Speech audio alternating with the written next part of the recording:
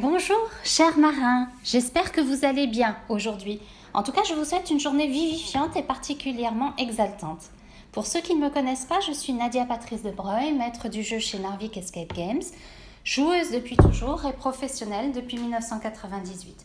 Je suis également passionnée par la pédagogie ludique. Ce que je voudrais partager avec vous aujourd'hui, ce sont les 3 atouts des joueurs futés. Ce sont 3 verbes d'action puisque les découvertes se font chez nous par le jeu, par l'action et par le mouvement. Il s'agit des verbes détecter, tester et focaliser. Sur le premier atout, détecter, c'est savoir être en capacité de détecter l'utile, de se poser des questions de façon systématique, avoir la culture du questionnement.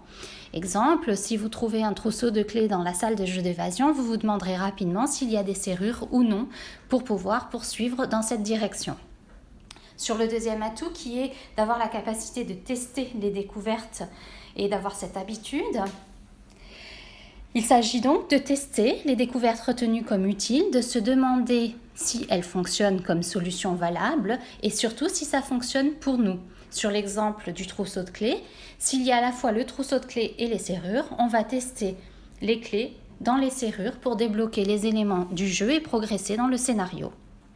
Sur le troisième atout qui est de focaliser, de rester focus sur ce qui est constructif, positif et essentiel, afin de pouvoir se perfectionner.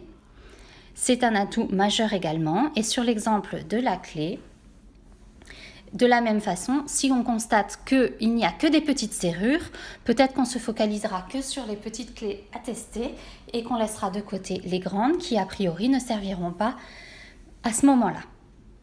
Donc ces 3 actions, ces 3 verbes, ces 3 atouts insufflent effectivement une attitude ludique dans notre salle de jeu, mais on peut transposer cela aussi dans les défis face à la vie quotidienne. C'est ce que nous voulions vous présenter. En résumé, vous êtes invités à agir dans une salle de jeu d'évasion, dans une salle de jeu en général, et ces actions peuvent être transposées ou implémentées dans votre quotidien. Rester ouvert, avoir la culture des questionnements et avoir un esprit critique mais positif. Tester les méthodes pour savoir si elles fonctionnent pour nous et rester focus sur l'essentiel. Voilà, je vous souhaite une excellente journée, exaltante et vivifiante. Je vous dis à bientôt et j'espère vraiment que d'ici là, chers marins, vous vous amuserez bien. Si ça vous a été utile, je serais ravie de le savoir, si les conseils vous ont été utiles. Et si vous pensez qu'ils peuvent être utiles autour de vous, n'hésitez pas à les partager. À bientôt, chers marins.